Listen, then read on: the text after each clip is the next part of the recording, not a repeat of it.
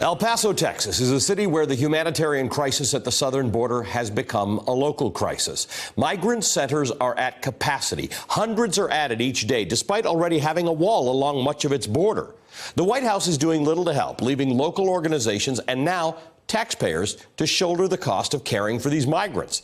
NBC News' Cal Perry spent the week in El Paso, where he visited a church that recently opened its doors to take in asylum seekers from other overcrowded shelters. Cal joins me now with that story. Good evening, Cal.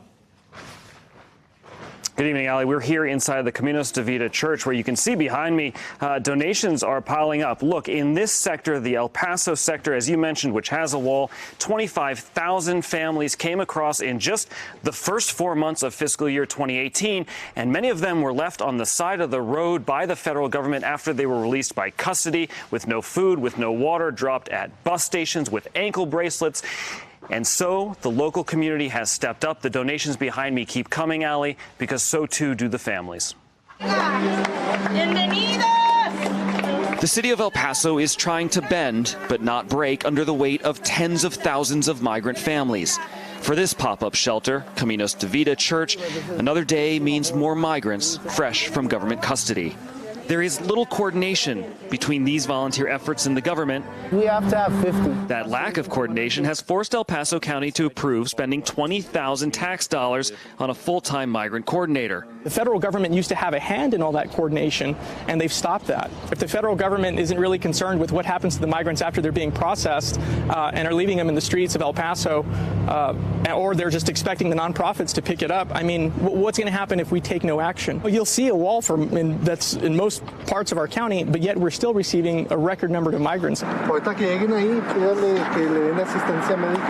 The county is now waiting on the city and local nonprofit organizations to add funding for what they hope will be a short-term solution. It's also forced community groups and pastors like Israel Cabrera to step up where the government has failed. Gracias por ser generosos. And if we weren't here, they would probably just be released on the streets. Why isn't the government handling this? I don't know. This is what she came with, no shoelaces, these, and we're going to throw them away.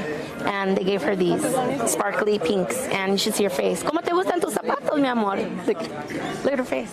Monica Cabrera is the social services provider and the center's caretaker for asylum seekers that are dropped off here. We know that they've been through a lot, and we want to make them so welcome to know that this is a place that they can be safe, that we're going to care for them, we're going to love them. This shelter opened just 2 weeks ago to help the other overwhelmed nonprofit organizations that care for migrants. Places that normally shelter them and actually do this, or have been doing this either for years or for months, their facilities are too full.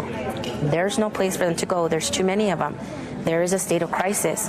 Inside the shelter, it's about getting people what they need, but it's also about a return to normalcy.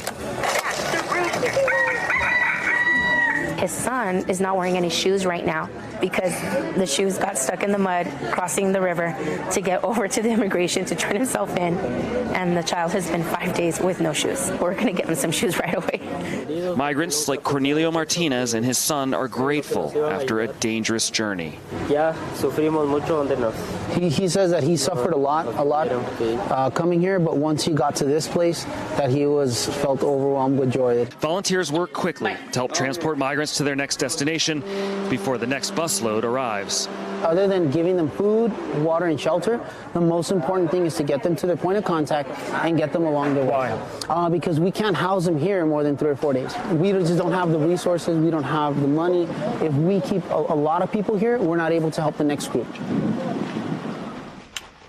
Ali, the issue of immigration is being used to divide America, and around the world, politicians use fear and fear of other people as a way to divide, and we saw how that fear can sometimes turn to violence yesterday in New Zealand. But El Paso remains a beacon of hope and a beacon of unity. You see behind me the people sorting through medical equipment, unified in a way of helping people who've come here to find a better life. Ali, I would submit to you in a way that only Texas can, sort of past a refinery and over the railroad tracks, this old abandoned furniture warehouse and the people behind me represent the best of what America can be.